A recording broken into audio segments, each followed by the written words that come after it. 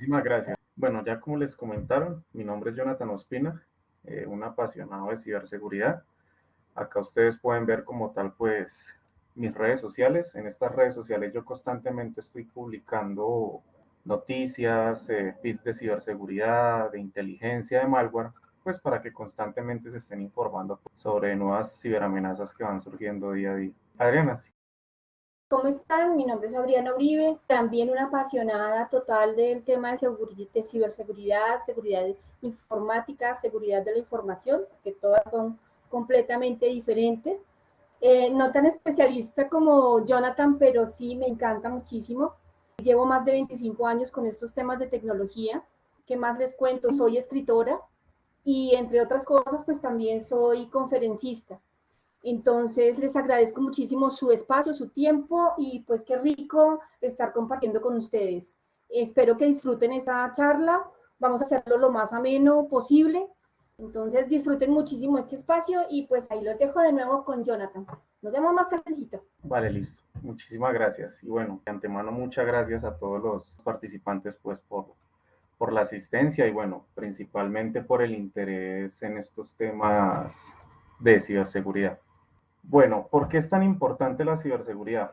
Esto ha sido más que todo un inconveniente que se ha tenido en todas las empresas y es el lograr entender pues por qué yo tengo que proteger mis activos. Resulta que en ciberseguridad se manejan unos 4 pilares principales que yo creo que muchos los han escuchado y es la confidencialidad, la integridad y la disponibilidad y la autenticidad como tal de los activos críticos y las infraestructuras. ¿Por qué es tan importante la confidencialidad, la ciberseguridad en términos de confidencialidad? Por ejemplo, hoy en día, como ustedes pueden ver, utilizamos plataformas tecnológicas para hacer compras en línea, para hacer pagos, bueno, por internet, para utilizar nuestras redes sociales, transferir archivos, información, obviamente confidenciales o bueno, o no confidenciales, y ahí es donde radica el principio de confidencialidad, de poder mantener toda esa información privada, o por decir así, encriptada y segura ante la vista de cualquier tercero. La integridad la tenemos como principio de ciberseguridad porque nos ayuda a encargarnos de proteger que los datos y la información no sean alterados por un tercero. Entonces hoy en día vemos que hackean muchas bases de datos, que alteran muchas páginas web, que modifican documentos, información, afectan la disponibilidad, bueno, la integridad de las bases de datos, por ejemplo, de las plataformas transaccionales. Y en este caso la integridad se carga pues de proteger eso. La disponibilidad es algo por lo cual hemos sufrido mucho en las plataformas tecnológicas, por ejemplo, cuando se cae una aplicación bancaria, cuando se cae alguna plataforma de algún sistema de salud, y ahí es donde la disponibilidad entra a trabajar en términos de ciberseguridad. Entonces, lo que se encarga la disponibilidad es que todos los sistemas y las infraestructuras estén siempre disponibles. Hoy en día los atacantes para afectar a las compañías, hacerles perder mucho dinero, incluso por ejemplo en compañías de la cadena de suministro, por ejemplo, cuando se afectan las infraestructuras de la cadena de suministro, pues se ven afectadas muchísimas compañías y bueno, y muchísimas economías a nivel mundial. Entonces la disponibilidad se encarga de que los sistemas siempre estén disponibles y pues, por decir así, no se vayan a caer. La autenticidad. Hoy en día todos tenemos nuestra identidad en Internet y lo que se encarga la autenticidad es poder garantizarnos de que la persona o la plataforma o la entidad con la cual nosotros nos comunicamos sea una entidad o un objeto auténtico. Por ejemplo, si recibimos un correo del presidente, del vicepresidente de alguna empresa o de nuestra propia empresa, lo que se encarga la autenticidad es de verificar de que realmente estemos hablando con la persona que es y de pronto no con un estafador o alguien que esté tratando de suplantar como tal esa identidad. Actualmente en las plataformas bancarias que las utilizamos mucho hoy en día o las plataformas de comercio electrónico se utiliza mucho la autenticidad porque es la que se encarga básicamente de autenticarnos ante una plataforma. Por ejemplo, cuando utilizamos las contraseñas, por ejemplo, para acceder a nuestras cuentas bancarias y pues autenticarnos ante una entidad bancaria diciéndole que realmente somos nosotros que estamos, por ejemplo, consultando nuestra cuenta bancaria. Entonces aquí nos podemos dar cuenta lo tan importante que es la ciberseguridad, pues, para proteger todos los activos y las infraestructuras críticas. Desde este enfoque de seguridad ofensiva, actualmente este tema de seguridad ofensiva no se veía mucho anteriormente. Ahorita la seguridad ofensiva ha ido evolucionando mucho. Entonces la seguridad ofensiva es ese enfoque proactivo que nos ayuda a nosotros como compañías a poder saber cómo un atacante o un grupo adversario puede afectar nuestras infraestructuras, nuestras operaciones.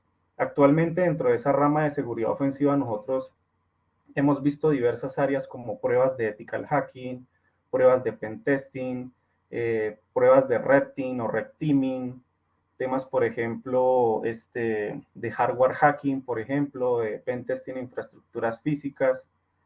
Y pues lo que nos ayuda a la seguridad ofensiva es poder conocer eso, cómo pueden afectar la operación de mi compañía y se enfoca principalmente en el adversario. Entonces hoy en día vemos que muchas compañías, ahorita algo que se ha visto mucho en los medios de comunicación es los ciberataques a las cadenas de suministro, los ciberataques a las infraestructuras críticas, perdón, que como hemos podido ver se han visto muy afectadas en temas de disponibilidad, de confidencialidad, por ejemplo, cuando salen brechas de datos, etcétera, etcétera. Entonces la seguridad ofensiva nos ayuda a nosotros como compañía poder entender y conocer ese enfoque de cómo el atacante nos puede afectar. Actualmente nosotros, desde ese punto de vista de seguridad ofensiva, tenemos los ataques más comunes que por lo general son los que más sufren las compañías y por los cuales siempre se identifica como tal un ciberataque. Por ejemplo, nosotros en los medios en Internet siempre vemos que las compañías son afectadas, por ejemplo, por phishing, que es un ataque muy común que básicamente consta en que una compañía o un grupo de usuarios de esa compañía recibe un correo electrónico, por ejemplo, solicitando las credenciales de su banco, solicitando, por ejemplo, credenciales de VPN, o lo que se ve hoy en día es básicamente el phishing que tiene archivos adjuntos, como lo son documentos ofimáticos. También podemos ver que uno de los ataques más comunes son los dispositivos de almacenamiento externos. Actualmente todos estamos susceptibles a sufrir un ciberataque mediante dispositivos de almacenamiento externo, por ejemplo, cuando una persona interna de la organización o de afuera inserta algún dispositivo USB infectado en algún equipo de la organización y pues lo que va a provocar es que toda la infraestructura pues se infecte con malware. También tenemos los ataques más comunes, los exploits de día cero y las vulnerabilidades conocidas.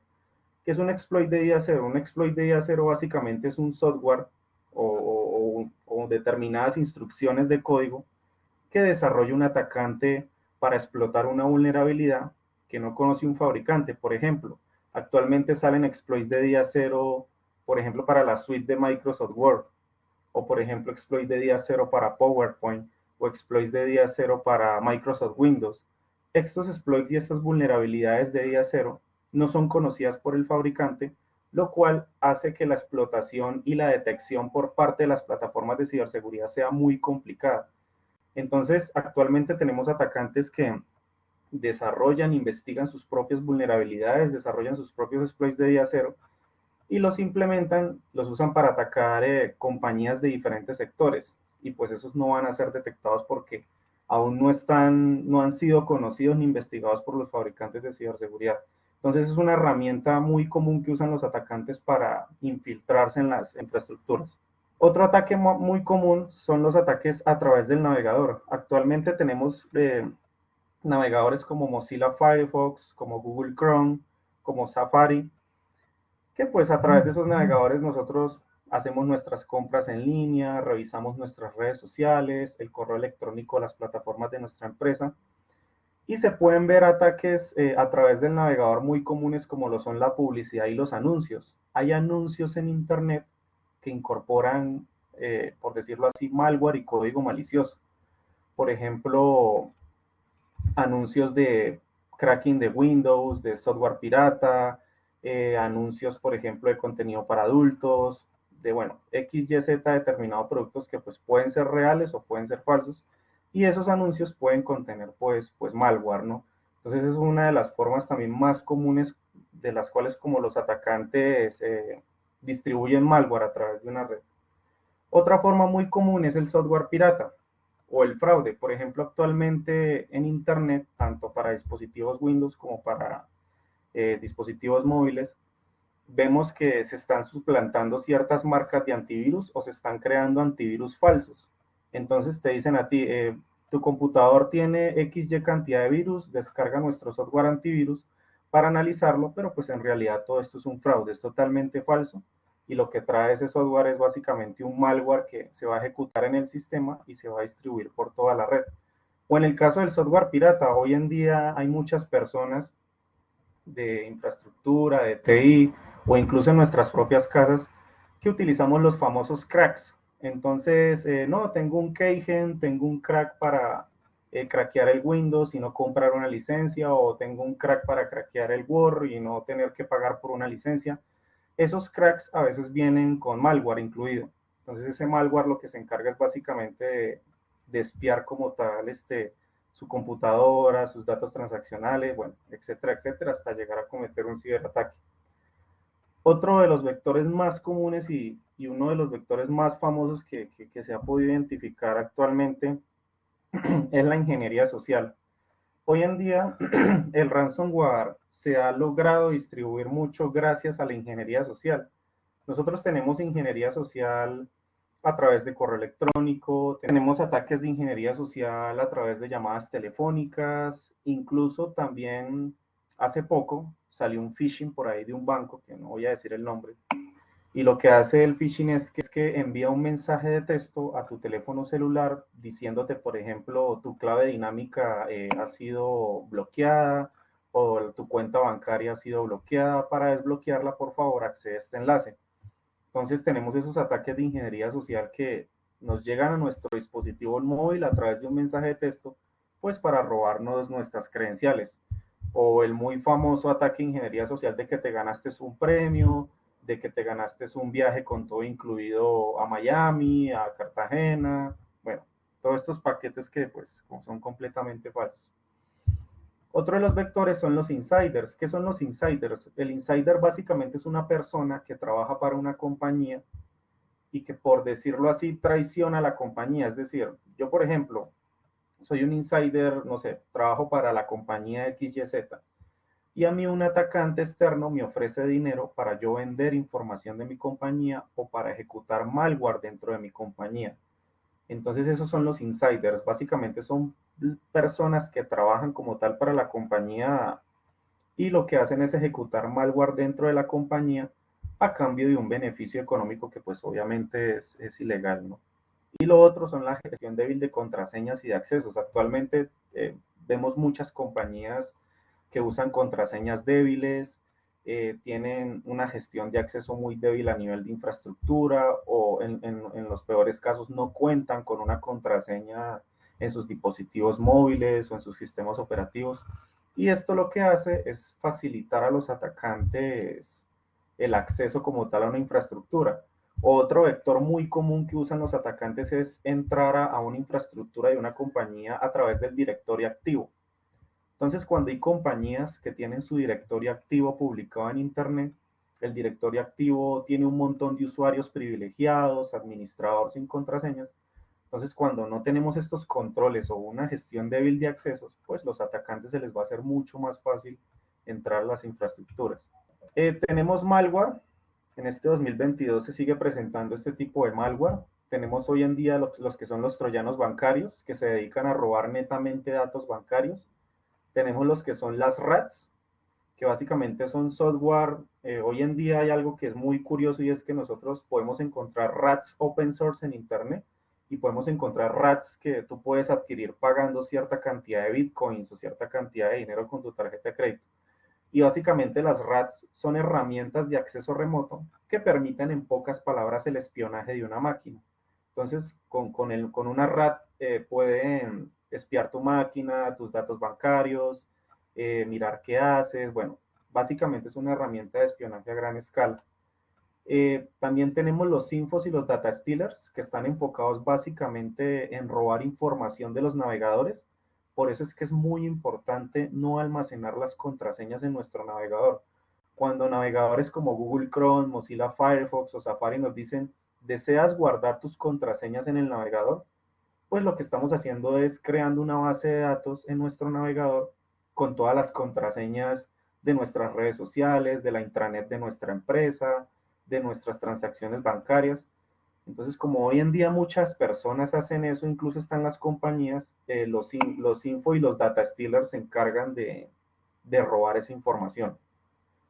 Otro malware muy común, muy famoso, que es el ransomware.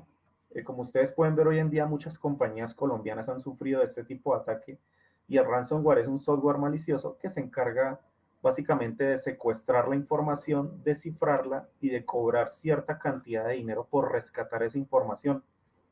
Entonces tenemos ransomware, por ejemplo, uno antiguo que es WannaCry, que entra en tu máquina, se dispersa por toda tu infraestructura, cifra tus bases de datos, las encripta y te dice a ti, si quiere desencriptar su información, pues debe pagarme cierta cantidad de dinero. Ese es el ransomware y lo vamos a seguir viendo hoy en día en diferentes modalidades. Tenemos los loaders, que básicamente son ejecutables, no es el malware como tal, sino básicamente es un software malicioso que se encarga de descargar el malware desde un servidor de comando y control y ejecutarlo en una máquina. Estos loaders se pueden encontrar en archivos de Excel, en archivos de Word, en archivos comprimidos y básicamente son los que se encargan de meter el malware a tu infraestructura. Algo que se está viendo hoy en día como tendencia es el malware orientado a bitcoins, a las criptomonedas. Entonces estamos viendo como tal malware que está orientado a vaciar billeteras de bitcoin. Estamos viendo como tal aplicaciones web que son una estafa y están orientadas a vaciar billeteras de bitcoin también.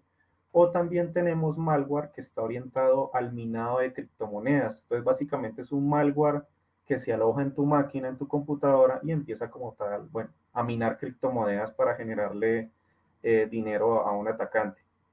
Y las famosas botnets, que son utilizadas para denegación de servicio.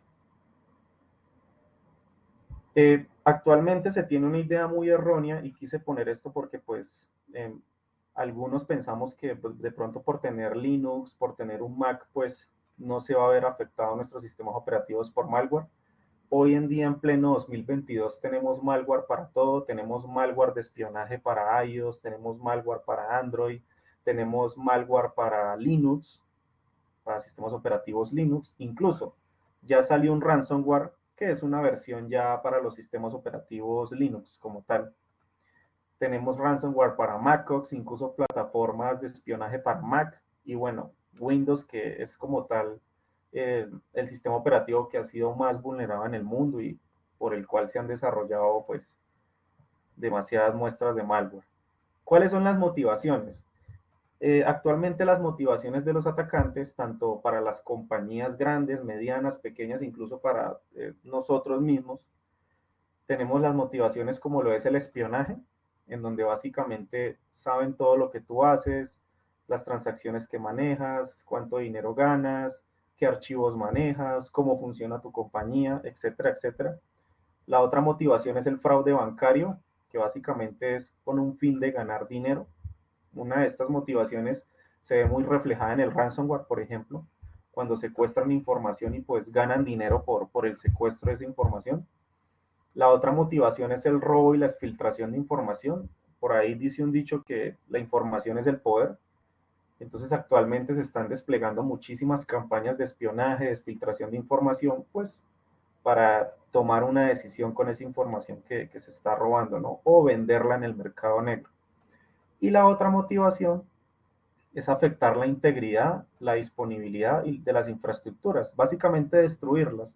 Entonces, por ejemplo, hoy en día podemos ver servicios de cibercrimen as a service, en donde básicamente se contrata al grupo cibercriminal con el fin de afectar la imagen de una compañía, de destruir sus infraestructuras o de hacerles perder muchísimo dinero. Tendencias. Actualmente en el 2022 tenemos muchas tendencias, muchos desafíos en ciberseguridad, y pues van a seguir aumentando. Como primer desafío tendencia tenemos el ransomware as a service. Algo que ha cambiado el ransomware as a service es que ya tú no necesitas tener los conocimientos que tiene un atacante para desarrollar toda una operación de ransomware, sino que ya tú le pagas a alguien para ejecutar un ransomware en alguna infraestructura. Entonces, básicamente el ransomware as a service se encarga de ofrecer ese servicio. Te dicen a ti que, bueno, te destruyen la infraestructura de una compañía, te cifran todos los datos y pues provocan pérdidas económicas en esa compañía objetivo. Otro caso que se está viendo hoy en día en la ciberguerra es el malware wipers o los wipers, que básicamente es un malware que se aloja en una infraestructura y lo que hace es destruir o sobreescribir el disco duro. Por eso se llama malware destructivo. Tendencias, también tenemos el malware y las herramientas de espionaje al alcance de todos. Hoy en día, por ejemplo, en el caso de las RATs, por ejemplo, tú por cierta cantidad de dinero, de dólares o de bitcoins, puedes adquirir herramientas de espionaje como lo es una RAT y pues puedes incluso también comprar esto que se llama Crypters Food, que básicamente son herramientas utilizadas para encriptar, cifrar el malware, pues para que no sea detectado por los antivirus. Entonces tenemos estas herramientas al alcance de todos y la verdad no son complicadas de utilizar y esto se va a seguir viendo. Tenemos los ataques más sofisticados. Actualmente los atacantes cada vez más están aprendiendo las debilidades de los fabricantes y las soluciones de ciberseguridad y pues van a seguir como tal implementando técnicas antiforenses y técnicas de ofuscación pues en sus ataques, ¿no? Hoy en día algo que ha ayudado mucho a los atacantes son los lolbings. ¿Qué son los lolbings? Los lolbings básicamente son las herramientas que están incluidas en el propio sistema operativo. Es decir, yo uso el sistema operativo Windows, las herramientas, por ejemplo, de PowerShell, de CMD, las herramientas automáticas, para atacarte a ti, atacar a tu infraestructura. Entonces ya el atacante hoy en día no necesita desarrollarse todo un malware desde cero, sino que básicamente desarrolla ciertos scripts, por ejemplo, de PowerShell, de CMD o scripts de macros, por ejemplo, de los documentos automáticos, para infectar como tal tu infraestructura con malware. Tenemos los exploits de día cero. Ustedes sí sabían que actualmente las plataformas de seguridad, todas las plataformas de seguridad, por más actualizadas que estén, incluso los sistemas operativos, son susceptibles a exploits de día cero. Actualmente el mercado negro de exploits lo podemos ver mucho en la Deep Web y es donde básicamente un grupo de crackers te ofrece a ti herramientas de espionaje que evaden los antivirus por determinado precio. Y pues son herramientas de espionaje que pues no van a detectar hoy en día los antivirus. Entonces el mercado de negro de exploits hoy en día pues se está impulsando demasiado. Tenemos el espionaje, la ciberguerra. Actualmente, como ustedes conocen, hoy en día se está un conflicto entre las principales potencias mundiales y dentro de ese conflicto, dentro de esa guerra por tierra, por ahí, también estamos viendo como tal, pues, la ciberguerra. Entonces vemos que actores de amenaza o APTs, tanto no patrocinados como patrocinados por el Estado, están ejecutando como tal una ciberguerra y en esa ciberguerra podemos ver campañas de espionaje, campañas de malware, campañas de ransomware, pues con el fin de afectarse entre naciones, ¿no? También tenemos los ataques al sector salud y sus dispositivos. Esto hoy en día va a ser una tendencia. Ya los atacantes están empezando a moverse lateralmente y a crear herramientas de ataque para el sector salud y el sector de las infraestructuras críticas como lo son SCADA, por ejemplo, o las infraestructuras OT. Las campañas de desinformación, lo que son los fake news y los deepfakes. Actualmente las redes sociales se han convertido, bueno, a pesar de utilizarla nosotros para comunicarnos, para entretenernos, divertirnos, bueno, comunicarnos con nuestros seres queridos, las redes sociales se están utilizando como herramientas de desinformación. Entonces actualmente tenemos bots, cuentas que hacen campañas de desinformación, engañan a muchas personas y pues ahí es donde se generan las fake news y pues adicional los deepfakes, que los deepfakes básicamente es que cojan, por ejemplo, una foto de tu rostro o una foto de cualquier persona y empiecen a poner esa foto de esa persona en un video, por ejemplo, diciendo algún anuncio que obviamente es falso, con el fin de hacerle creer a las personas pues que esa persona está diciendo eso. Por ejemplo, un deepfake del presidente de la República, no sé, dando algún anuncio que es falso. Entonces, básicamente los deepfakes están utilizando mucho eso para las campañas de desinformación. Las campañas de desinformación tienen algo muy interesante y a la vez peligroso, y es que generan un comportamiento y una causa en la sociedad. Entonces, por ejemplo, vemos los anuncios, vemos las campañas de desinformación políticas, vemos las campañas de desinformación relacionadas a los conflictos entre las potencias mundiales, y pues eso de cierta forma genera un comportamiento en la sociedad y pues que la sociedad actúe o responda de cierta forma. Tenemos los ataques a las cadenas de suministro. Acá en Colombia varias cadenas de suministro han sufrido ataques cibernéticos como lo es en ransomware, y pues la cadena de suministro ha sido un factor muy importante en la cadena de producción y en la cadena económica. Entonces los ciberataques a la cadena de suministro afectan demasiado porque primero hacen que los precios se alcen muchísimo más en los productos, y pues se afecte como tal la distribución de los productos, bueno, a las diferentes naciones o a las diferentes partes del mundo. Y tenemos los ciberataques a los dispositivos móviles. Actualmente en la Play Store de Google, tanto también como en la Play Store en la App Store de Apple, perdón, se están subiendo aplicaciones falsas bancarias, se están subiendo aplicaciones, por ejemplo, de espionaje.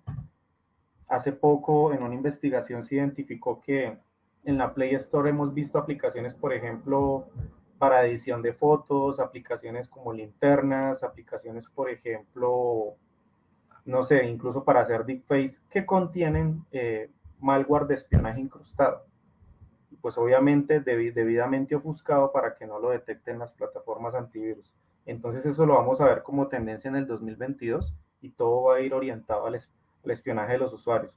Otra tendencia es la inteligencia artificial como herramienta de adversarios. Actualmente la inteligencia artificial para los adversarios se ha convertido en una herramienta muy vital porque les ha permitido como tal automatizar sus operaciones de ciberataques.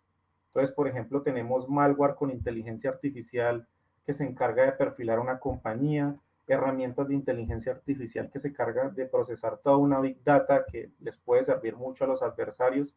El adversario básicamente que es el atacante o el grupo de atacantes que va a afectar como tal a su compañía, a su infraestructura. Debido a la pandemia, incluso ahorita ya que todo se está normalizando poco a poco, hemos visto que se ha implementado una modalidad de trabajo híbrido. Entonces tenemos los usuarios que trabajan tanto presencialmente como virtualmente. ¿Qué ha sucedido con esto? Ha abierto una superficie de ataque porque obviamente lo que esté por fuera de la organización no está controlado. Es decir, si tú tienes un usuario en tu empresa o incluso que también administra dispositivos de almacenamiento y ese usuario está trabajando tanto virtualmente como desde la casa, él en la casa ya no va a tener los mismos controles de seguridad que tienes en tu empresa. Entonces, por ejemplo, si tú en tu empresa tienes firewall, tienes EDR, tienes un SOC, tienes un CIEM, vas a poder ver todo lo que sucede en tu infraestructura, pero una vez el equipo del usuario sale de la empresa, ya se abre una superficie de ataque porque ya el usuario se está conectando a otra infraestructura que pues posiblemente no esté asegurada o esté expuesta ante un atacante. Entonces esto es lo que ha abierto el tema de las soluciones Zero Trust, pues básicamente para mantener controlado eso. La cultura en ciberseguridad, que pues obviamente se está convirtiendo en un reto, en un desafío para las empresas, y es que ya todo el tema de ciberseguridad no se mantenga en papel o en algo técnico, sino que se pueda implementar esa cultura de ciberseguridad a las personas para poder evitar, por ejemplo, los ataques de ingeniería social. Otra tendencia para este 2022 es el tema de DevSecOps. Actualmente las entidades financieras, las entidades ya, las compañías grandes, las compañías medianas, están tratando de migrar todas sus infraestructuras críticas a la nube e implementar esa cultura de DevSecOps. Entonces ya vemos que los bancos están empezando a implementar esa cultura de DevSecOps en la nube, en donde antes de yo sacar un software o un proyecto a producción, tiene que estar protegido en toda la cadena, y eso lo estamos viendo en este año con el DevSecOps. Las operaciones de ciberinteligencia, las compañías tienen que mejorar sus operaciones de ciberinteligencia porque gracias a las operaciones de ciberinteligencia hemos podido identificar hoy en día actores de amenaza, hemos podido analizar hoy en día el malware, hemos podido también temas de monitorear nuestra marca, por ejemplo. Hay muchas empresas que se están migrando a esas nuevas tecnologías de monitoreo de marca, pues para saber qué es lo que está sucediendo con su compañía en Internet. A veces tenemos información expuesta en Internet y pues no lo conocemos. Entonces, con estas operaciones de ciberinteligencia podemos identificar eso. El red team y la simulación de adversarios. Actualmente anteriormente las pruebas tradicionales de hacking no tenían lo que hay hoy en día en el red team. Entonces con el red team nosotros básicamente ya podemos conocer, ya las compañías están empezando a implementar como tal esos equipos de red team y esas tareas de simulación de adversarios para simular de cierta forma lo que un atacante o un grupo de atacantes puede hacer en la infraestructura. Entonces eso lo vamos a ver en este 2022 y lo que busca precisamente eso es poder identificar cómo un atacante puede entrar a la infraestructura.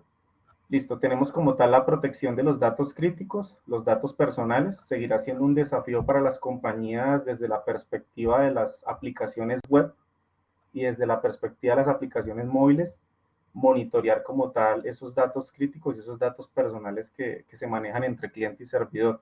Algo súper vital, la criptografía va a seguir siendo como tal clave en la protección de las infraestructuras. Yo creo que sin la criptografía, definitivamente las infraestructuras serían completamente vulnerables, porque hoy en día, gracias a la criptografía, tenemos seguridad en aplicaciones móviles, tenemos privacidad, tenemos seguridad, bueno, tenemos cierta seguridad en las memorias SIM card, por ejemplo, en las tarjetas de crédito, en las tarjetas débito, tenemos cierta seguridad en las transacciones bancarias, en las plataformas de e-commerce. Entonces la criptografía siempre va a seguir siendo clave en la protección de las infraestructuras. Y bueno, el tema de ciberseguridad y SCA, que va a seguir siendo vital para la protección de las empresas. Uno de los problemas que se está teniendo ahorita con la protección de las infraestructuras SCA es que por ser infraestructuras tan críticas que las podemos ver en sistemas industriales, sistemas que administran el gas, sistemas que administran el agua, sistemas que administran, por ejemplo, las infraestructuras críticas del país, pues está volviendo un problema el tema de la remediación de vulnerabilidades, porque pues en infraestructuras críticas como SCADA no podemos cortar tan fácilmente el sistema de producción, por ejemplo, para remediar una vulnerabilidad.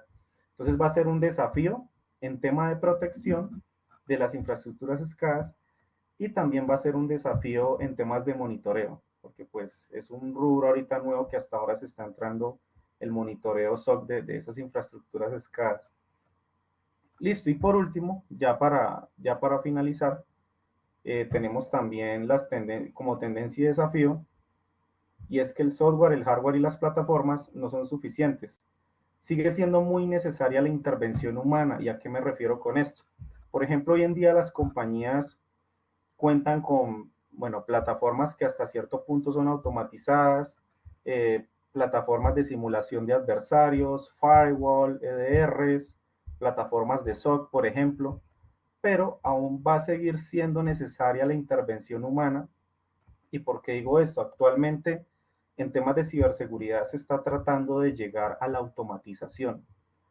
Ahorita, con estas tecnologías como SOAR, por ejemplo, lo que estamos buscando es automatizar la gestión de incidentes, automatizar la cacería, automatizar la respuesta a amenazas, pero considero yo que el factor humano, la intervención humana, va a seguir siendo muy necesaria para la administración de las plataformas porque pues hoy en día las computadoras, el software es creado por seres humanos y pues contienen fallas y siguen conteniendo fallas. Entonces va a seguir siendo muy necesaria la intervención humana. Y también eso se puede relacionar, por ejemplo, cuando tenemos un escáner de vulnerabilidades. Hoy en día hay muchas compañías que cuentan con su escáner de vulnerabilidades, su plataforma de gestión y análisis de vulnerabilidades. Pero una de las fallas que tienen todos los fabricantes de análisis de vulnerabilidades es que los escáneres de vulnerabilidades no pueden identificar lo que puede identificar un atacante desde la perspectiva de un ataque real como tal. Entonces sigue siendo necesaria la intervención humana. Y ahí es donde entra un papel muy importante de los ethical hackers. La protección de todas las superficies. Actualmente, como se está manejando un tema de hiperconectividad, hiperconvergencia, nos estamos dando cuenta que todo tiene que estar conectado. Entonces, nuestro televisor está conectado a nuestro celular, ya podemos ver que nuestra nevera, nuestro horno microondas, nuestra lavadora, nuestro smartwatch, las infraestructuras OT, las infraestructuras SCADA, el Internet todo está conectado. Entonces eso de cierta forma está abriendo nuevas superficies de ataque para los atacantes. Por ejemplo, en las empresas tenemos firewall, tenemos antivirus, pero por ejemplo no tenemos una gestión de identidades o no tenemos temas de gestión de vulnerabilidades o no tenemos un monitoreo continuo o no tenemos tecnologías de deception technology, por ejemplo. Entonces, hoy en día, debido a toda esa hiperconvergencia, hiperconectividad, eso ha abierto muchas superficies de ataque en todas las capas, en la capa de datos, en la capa de usuario, en la capa de conectividad, a nivel de políticas. Entonces, eso sigue como un desafío actualmente. La ciberseguridad debe ir alineada al negocio. Si, por ejemplo, no es necesario tener un servicio de SOC, pues no es necesario tener un servicio de SOC. Y hoy en día las empresas tienen que orientar mucho la adquisición de servicios profesionales y soluciones de ciberseguridad que estén alineados al negocio, pues con el fin de poder tratar de hacer un poco más ameno todo este tema del presupuesto en ciberseguridad, porque el presupuesto aún sigue siendo un problema para las empresas en temas de ciberseguridad. Y lo otro es que ningún fabricante o solución sigue estando preparado para lo desconocido. ¿Y a qué me refiero con esto? Cuando nosotros tenemos nuestros sistemas operativos actualizados, tenemos nuestro SOC, nuestras plataformas actualizadas de 100, de EDR, de Weba, etcétera, etcétera, muy bien actualizadas y muy bien preparadas, llega un exploit de día cero o una vulnerabilidad de día cero y se acabó la historia, porque aún no están preparadas para esos patrones desconocidos, ese malware desarrollado desde cero con patrones desconocidos, las plataformas aún no están preparadas para eso. Y ahí es donde hoy en día se está viendo, por ejemplo, el tema de cacería de amenazas. Actualmente en el sector bancario se ha visto un interés muy grande en el tema de cacería de amenazas, porque la cacería de amenazas precisamente lo que hace es ponerte a ti un equipo a investigar constantemente la red con el fin de identificar malware, de identificar vulnerabilidades, de hacer ciberpatrullaje constante, algo que pues no van a identificar plataformas automatizadas. Entonces, listo. Yo creo que ya nos sería hasta ahí. Sigue el tema del phishing, Adrián. Bueno, les cuento que no me voy a dar mucho en esta presentación. No quiero que se me vayan sin haber hecho el quiz. Vamos a comenzar. ¿Qué es ingeniería social y phishing? Muchas de estas cosas las habló ahorita Jonathan. El phishing como tal es una técnica de ingeniería social que consiste en el envío de un email en el que todos, por lo general, todas las personas como nosotros caemos y los ciberdelincuentes pues suplantan nuestra identidad. Esto se hace a través de un enlace incluido en el correo electrónico, incluido también lo pueden hacer por WhatsApp. Últimamente están tomando estos temas con WhatsApp, utilizan muchísimo esta herramienta para podernos ciberatacar. A las personas que manejan correo electrónico, pues obviamente llega un correo electrónico de manera fraudulenta. Por lo general siempre suele incluir el logotipo o la imagen de una entidad. Y tú, por ejemplo, un banco, no sé si les ha pasado, ¿sí? Y obviamente lo importante de esto es que ustedes vean, por ejemplo, la información que trae dentro de ese correo. Dense cuenta que traen muchos errores gramaticales, tratan de transmitir urgencia, de transmitir miedo, ¿sí? Y lo que hacen realmente es robarnos la información. Un correo electrónico tipo phishing puede llevar un archivo adjunto, como lo decía hace poquito Jonathan, ¿sí? Y ese archivo puede venir infectado con un software malicioso que se llama troyanos. Eso es importante también tenerlo en cuenta. Este tipo de ataque también puede ser ejecutado a través de la ciberdelincuencia por medio de mensajes de texto, los famosos SMS o los famosos smishing, o también por llamadas telefónicas, los famosos phishing. Es importante también tener en cuenta, no sé si ustedes han escuchado a gente que ha dicho, no, pues el fulanito de tal me llamó para decirme que tengo que consignarle no sé qué plata y resulta que me nombró a mi tío.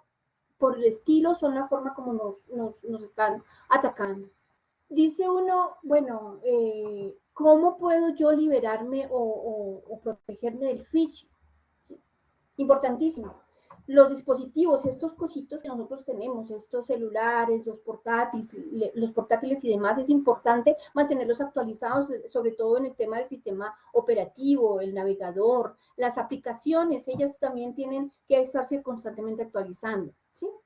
O una combinación de las dos, de estar actualizando el navegador, no sé qué, también puede evitar muchos problemas económicos, porque por ahí lo nombraba también Jonathan, está el tema de la cacería del ransomware que nos roba a nosotros, aparte de la información, pues también nos obliga a que tengamos que pagar por recuperarla, ¿listo? Otra cosa importante, no introduzca datos personales dentro de una página web si usted no la conoce muy bien. Revise sus cuentas periódicamente, sus cuentas bancarias, es importante, ¿sí? Porque pues es importante que usted mire, no solamente en su aplicación del teléfono, sino también por las aplicaciones en los portátiles o en los computadores. Lo ideal es que ustedes también miren sus cuentas, estén verificando el saldo, demás. Bien, otra cosa, ¿por qué se llama phishing? Phishing es pescar. ¿Por qué se llama phishing? Porque viene del inglés pescar. Y se llama así porque los ciberdelincuentes lo que hacen es engañarnos a nosotros, haciéndonos morder un anzuelo. Entonces, para que seamos nosotros quienes les brindemos con toda tranquilidad pues la información que ellos están necesitando. Luego viene la ingeniería social. Por ahí también hablaba Jonathan de un tema de ingeniería social. Y ahorita más tardecito, en unos minuticos, les voy a mostrar a ustedes un video para que ustedes tengan muy claro qué puede ser ingeniería social. La ingeniería social como tal tiene un papel fundamental en una gran cantidad de ciberataques, ¿sí? Pero realmente, ¿qué es ingeniería social? La ingeniería social simplemente es una manipulación psicológica que hacen los ciberatacantes, ¿sí? Que intentan lograr que nosotros o las demás personas hagan las cosas que ellos quieren que uno haga.